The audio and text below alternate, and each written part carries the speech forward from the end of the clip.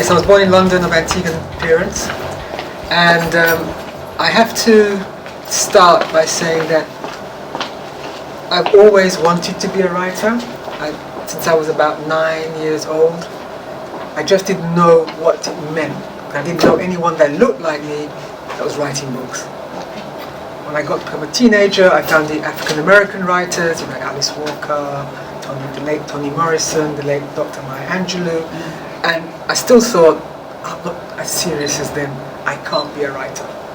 I moved to the Caribbean and I'm introduced to Jean Rice, White Sargasso Sea, and I'm like, ooh, I could write this. Mm-hmm. This sounds like something I know. Mm-hmm. And then when I had my son, my friend gave me Terry McMillan's book, Disappearing Acts, and I was like, finally, a story that sounds like me.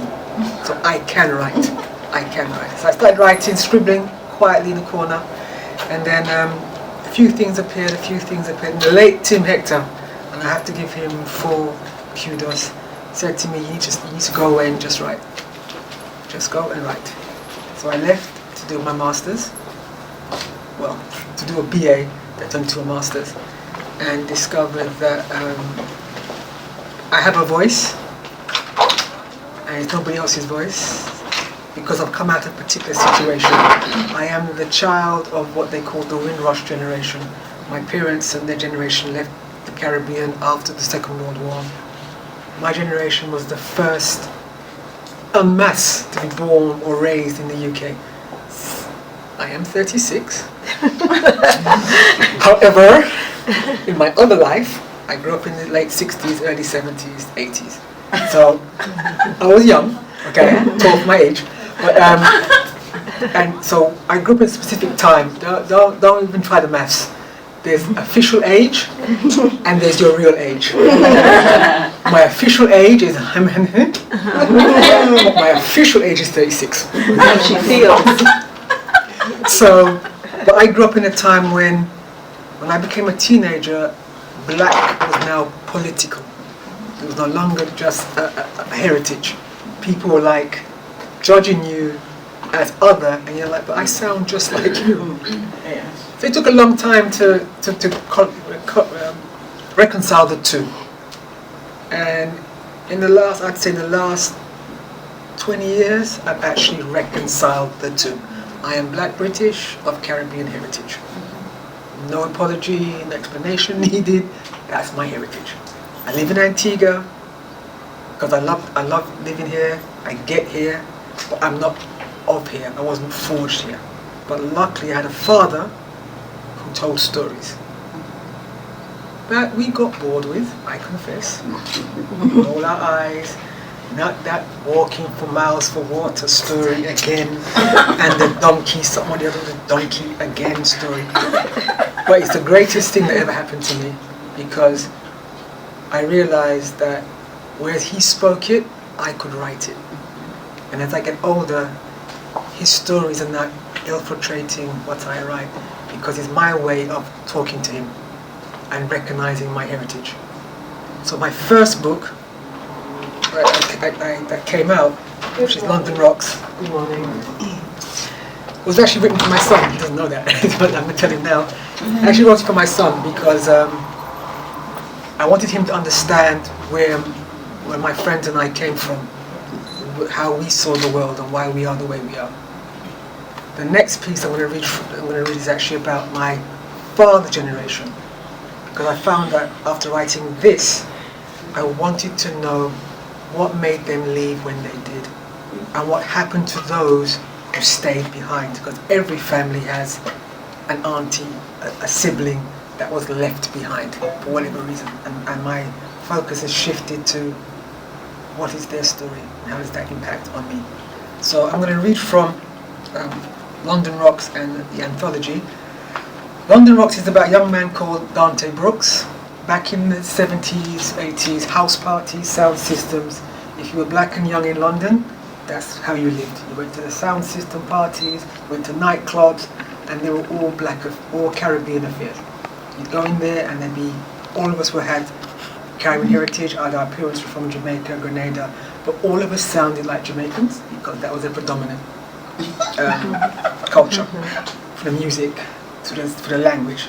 So we all sounded the same until we found out, hey, your parents are from Barbados and your parents are from Trinidad, but none of us had that twang. We were trying to create our own. So this book is about someone creating his own through music. He's a DJ, an MC, and in those days, any sound system worth its salt had a really good MC DJ toaster. And you followed because these guys could hold your attention for 3, 4, 5, 6, 7, 8 hours in a night. You'd go in at 11 and come out at 7 o'clock in the morning.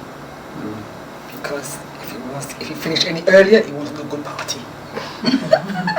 If you could move and get a drink, it was a family party. Because if it was a proper party, it was shoulder to shoulder and you're literally dancing like this. But it was a great night. And you haven't taken off your coat, you're still on, you still got your coat on, you haven't taken off your coat and you're still there. Yeah, it was great, man, that was great. Of course, I come to the Caribbean, there's a ton of space to dance. Like, oh my God, I found myself. I can dance with glee because in the Caribbean we got space to move. You know?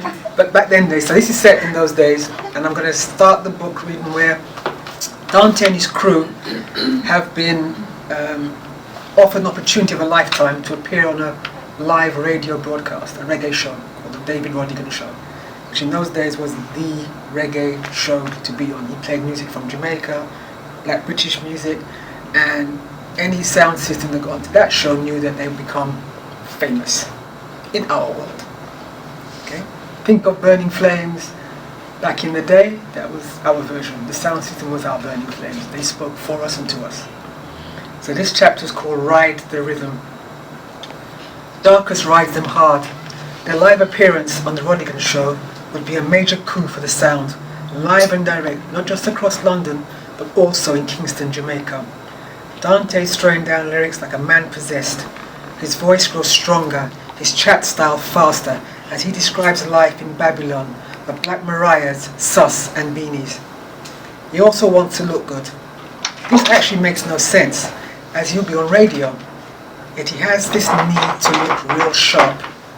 The upcoming radio date consumes him all hours of the day, so much so that he packs away any feelings he may have for Marcia or even Micah, has only small pieces on him, bound up in teaching her his new rhymes. For the first time since leaving school, he buys exercise books and pencils and writes down lines. Lines become paragraphs, some too long to chant. The night before their appearance, they meet at Darkest's house. Unlike the others, he bought a place and lived with Wendy, a red-skinned woman with long, straight, good hair and a civil service job.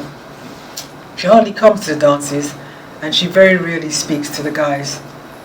They congregate in the kitchen, and although it smells of food, none is offered. Instead, they drink brews and munch on nuts. Once they're settled, Darkest gets down to business at hand and speaks directly to Dante. So what lyrics do you have for us? Dante smiles slowly and pulls out his exercise book. Meet Dante's lyrical inferno. I've got rhymes that will make them wild. Vince laughs loudly and slaps Dante's back. Darkest's face is unmoved. So you say, don't forget whose sound this is. Don't be running off your mouth about yous and act like we support you. This is my sound, my money, and we all reach. You understand? Dante feels a little cold, like someone had blown cold air on his neck. He shrugs off the feeling and smiles at Darkest. Of course, Steve. This is all about the sound. I just put down lyrics. You select. Vince mixes, and they'll guide us. John, no. His word appeared to soothe the others. Darkest responds with a smile, and Vince takes 2 sips of his brew. All 3 men nod their heads. It's a done deal. They talk for 2 more hours, and it's only as Dante approaches his home that he realizes that Darkest did not comment on his lyrics. Lyrics shaped by his memory of his last ride, last spliff with Dell. The noise from within the house greets him as he pushes open the door. Micah is sniffling, and his mum is quarrelling with a man. She's laying into him word by word. Dante stands at the doorstep, not sure if he should go in or go away, until he hears the man's voice. For a second or two he thinks he's listening to a recording of his own voice. Then he remembers being on a bike, being pushed by a man, and that man telling him how he would grow up to be a great cyclist. He holds his breath and retreats through the front door. He does not want to see that man. His mind turns to Dell. He misses him.